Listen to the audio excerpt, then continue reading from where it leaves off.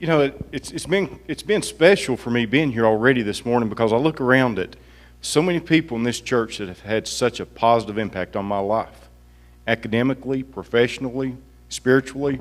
I could spend the rest of the afternoon, I think, just telling stories about how people here have impacted my life. But what I wanted to talk to you a little bit about the role that the church plays in recovery and the different problems that are facing our community. About 6 years ago, we started a program called We Care Russell County. And the purpose of We Care was to look for God-first, faith-based ways to deal with many of the problems that were ruining our communities. It wasn't just limited to substance abuse, but it certainly focused on substance abuse.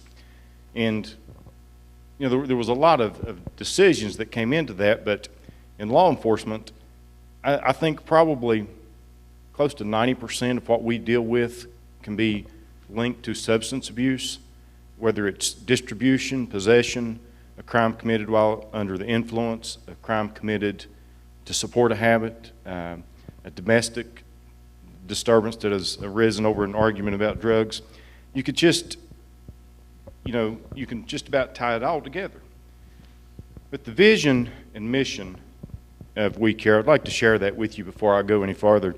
The vision is to bring unity, revival, and restoration to Russell County, creating a community in which we can all take pride. And our mission is that we believe all human beings have value, uniqueness, and purpose.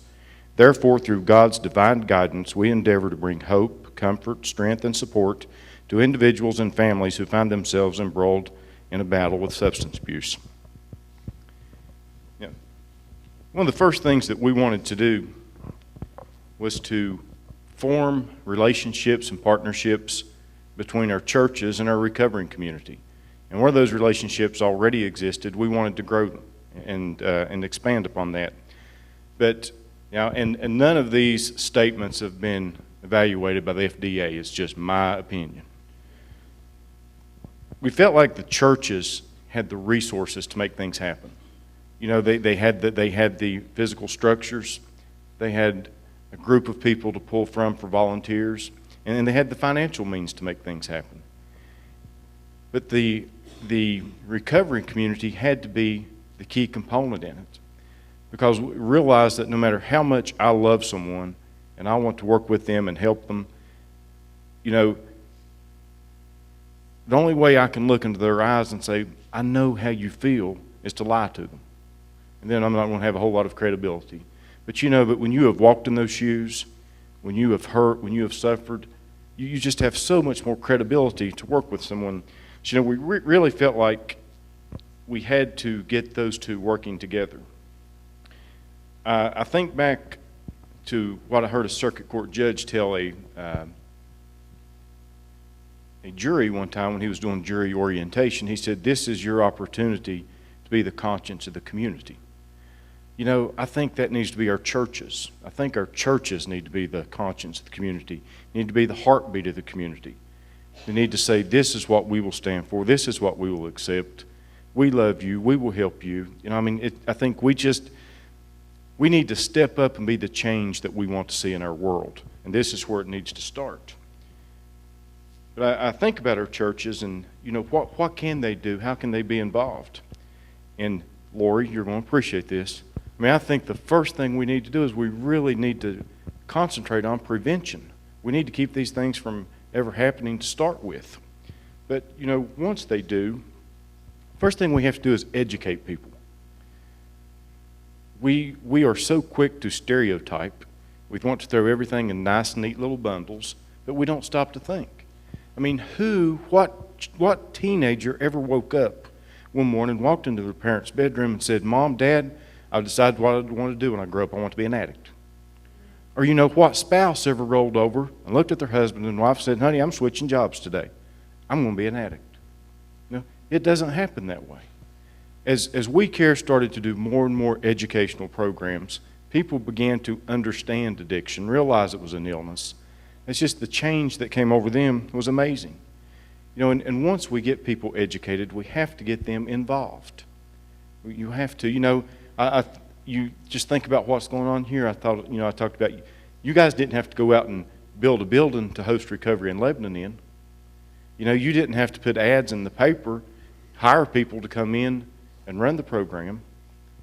You know, it was all here. You made it happen. And one of the things that I think is so important about what's going on here is the message that it sends. Now, you know, things that we have talked so much about in We Care, we wanted to bring hope to the hopeless, comfort to those that were hurting, and strength to the weak. But something that I pray every day, I ask God that people in Russell County that are battling addiction, when they look around, they don't see people looking down on them, just waiting to see them fail, so they can say, I told you so, I knew you couldn't do it, I knew you wouldn't make it. What I want them to see is people that love them, people that want to see them to succeed, that are pulling for them, not going to be enablers, but they're going to do whatever they can to support you and help you. You know, I mean, when Judge Moore sentences someone to probation, when that person walks out of that courtroom, I want them to know that the judge and the Commonwealth Attorney and the probation officers and law enforcement, we're not sitting there waiting just to see them mess up so we can throw them in jail. That's not how we want to spend our time and resources.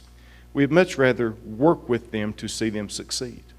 And I just think what's going on in this church, it sends that message. You know, you're not sitting up on a pedestal judging everyone. You're down working with people. You know, you're the Good Samaritans. You roll your shirt sleeves up and you make a difference. And I just think that you have set such an example for every other church in our county, in our area. And I think one of the most impressive things about all this is the fact that, you know, two churches partnered together. I heard Jeff Williams talking one time, and, you know how Jeff is. I cannot do justice to what he said.